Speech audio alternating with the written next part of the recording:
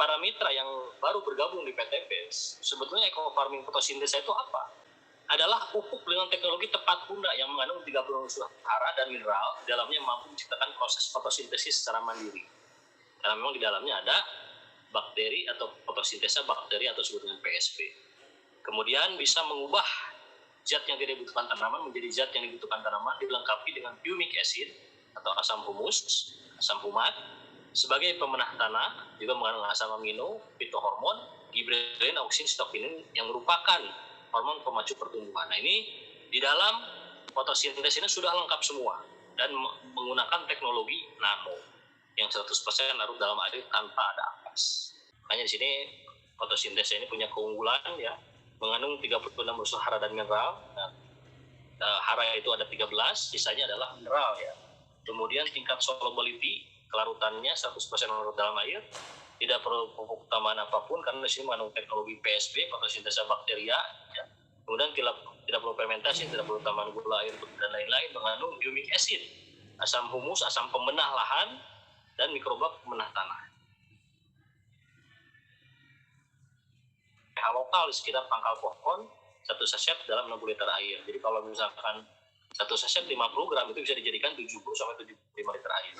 Kemudian pelarutan fresh jauh lebih baik, jadi tidak ada lagi istilah dibiarkan dalam botol berlarut-larut ya sampai bermalam-malam. Memang di aplikasinya tidak masalah ke tanaman, cuma kualitas pasti menurun. Nah, ini pelarutan fresh jauh lebih baik. Nasi yang hangat, lauk pauk yang hangat ketika disajikan itu jauh lebih nikmat dibanding dengan nasi yang dingin dan lain-lainnya. Inilah yang disebut dengan pelarutan fresh jauh lebih baik. Itu analogi dari Faraday. Kemudian tidak ada masa kadaluarsa. Nah, jadi produk base ini terutama dari teknologi yang dikedepankanlah teknologi tepat guna dan desa ini adalah teknologi nano ya yang 100% larut dalam air dan bisa diserap dengan baik melalui stomata mulut daun. Makanya teknologi nano ini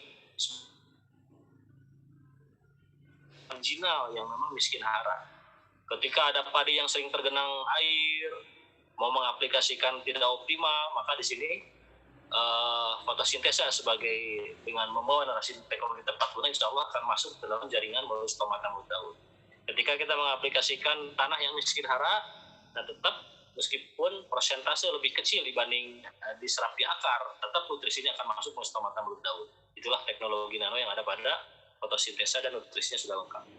Kemudian di sini fotosintesa bakteria ini bisa membantu tanaman untuk menangkap energi atau berupa cahaya panjang gelombang tertentu untuk dijadikan dan mudah diserap.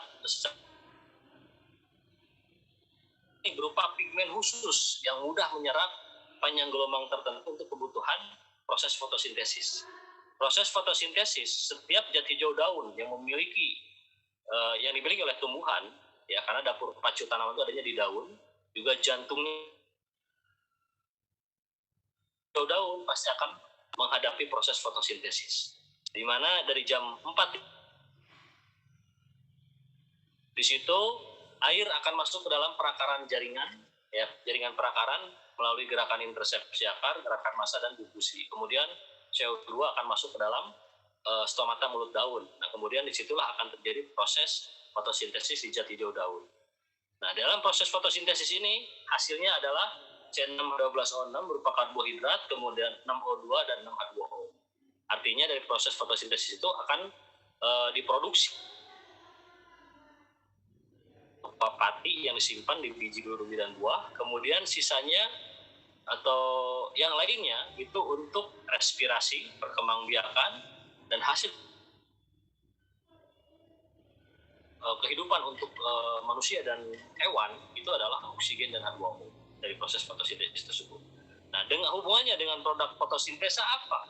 Dengan adanya fotosintesa bakteria ya yang di konten atau dikandung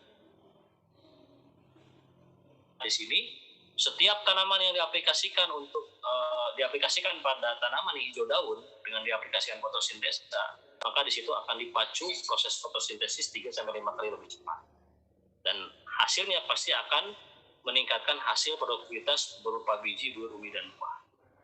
adanya manfaat dari fotosintesa bakteria ini, ya, selain menangkap energi matahari tertentu, juga bisa membantu mencukupi kebutuhan nitrogen untuk sejumlah jenis tanaman, membantu tanaman untuk menyerap nutrisi lebih baik. Kemudian sel bakteri PSB 60% protein, asam amino, B1, B2, B kompleks, asam folat, vitamin C, DHA, ini sudah lengkap. Jadi ternyata PSB ini adalah nutrisi juga, karena di dalamnya mengandung protein. Nah, kemudian aktivitas PSB mampu menambah suplemen dan nutrisi kimia sintetis, kemudian merangsang pertumbuhan akar, merangsang untuk meningkatkan kekebalan tanaman, serta mempercepat pertumbuhan jaringan tanaman menjadi lebih kuat. Inilah fungsi fotosintesa bakteria. Kemudian humic acid ini yang ada pada fotosintesa itu tujuannya untuk apa? Untuk membenahi sifat fisika tanah. Ya, ini bisa dibaca membentuk agregat gas oksigen, N2 dan CO2 untuk kepentingan respirasi mikroorganisme. Kemudian menggelapkan oleh humic acid ini termasuk residu kimia sintetis. Kemudian kimia tanah meningkatkan kapasitas tukar kation, akan menambah kemampuan tanah untuk menahan unsur-unsur hara atau nutrisi supaya tidak tercuci, ya. Kemudian asam humus ini bisa membentuk senyawa kompleks dengan unsur mikro sehingga melindungi unsur tersebut dari pencucian oleh air hujan tadi, ya. Kemudian yang bisa melepas ikatan aluminium dan Fe yang mengikat nutrisi berupa unsur fosfor atau P2O5. Nah, maka dengan diaplikasikannya humic acid yang ada pada fotosintesa ini, maka ikatan-ikatan yang berupa aluminium dan ferrum itu akan dilepas sehingga akan dirubah menjadi nutrisi terbaik untuk tanah. Ada di PSR sama mengandung humic acid. Kemudian untuk biologi tanah bisa menciptakan sel tanah yang kondusif untuk menstimulasi perkembangan mikroorganisme.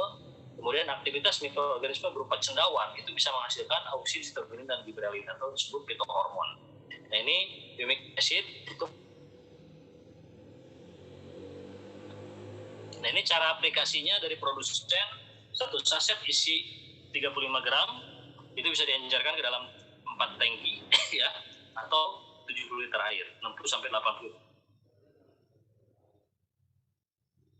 16 saset kalau biaya SOP best farming, ya. Kemudian semprot sesuai agar tanaman bisa menyerap nutrisi dengan baik 5,5 sampai 7,2 atau 7,5. Kemudian bisa menaikkan pH dengan fotosintesa butuh 4 sampai 6 saset untuk menaikkan 1 sampai 2 digit pH. Ya. Nah, ini dari cara aplikasinya.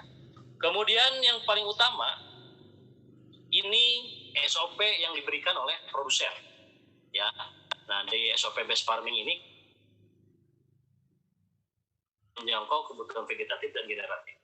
Ada yang digunakan 4222 per hektar ini, ya, 4 saset, 2 saset, 2 saset, 2 saset. Nah, ini yang kita pakai di SOP best farming ini 4, 4, 4, 4, maka dibutuhkan 16 saset full tanpa kimia sintetis.